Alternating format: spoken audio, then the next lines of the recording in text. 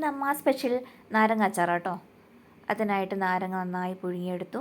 അതിനുശേഷം ഒരു പാന് വെച്ച് കുറച്ച് വെളിച്ചെണ്ണ ഒഴിച്ചിട്ട് വെളുത്തുള്ളി ചെറുതായി അരിഞ്ഞതൊന്ന് വഴറ്റുമ്പോഴത്തേക്കും അതിലേക്ക് അച്ചാർ പൊടിയും കുറച്ച് കായവും കൂടി മിക്സ് ചെയ്തു കേട്ടോ. പിന്നെ മുറിച്ച് വെച്ച നാരങ്ങ ഇട്ട് കൊടുത്തിട്ട് ഒന്ന് നന്നായി മിക്സ് ചെയ്തു കേട്ടോ. അതിലേക്ക് കുറച്ച് ഉപ്പും വിനാഗിരിയും കൂടി ഒഴിച്ചു കുറച്ചും കൂടി ഒന്ന് വഴറ്റി കൊടുത്തു. അതിനുശേഷം കുറച്ച് കറിവേപ്പിലയും കൂടി ആഡ് ചെയ്ത് കൊടുക്കുന്നുണ്ട് കേട്ടോ.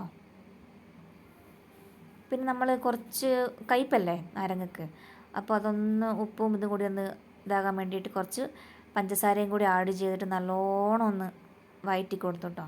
ഓരോ സ്ഥലത്തും ഓരോ രീതിയിലായിരിക്കും അച്ചാർ ഉണ്ടാക്കുക. നമ്മളൊക്കെ ഇവിടെ നാരങ്ങ അച്ചാർ ഉണ്ടാക്കുന്നത് ഇങ്ങനെയാട്ടോ.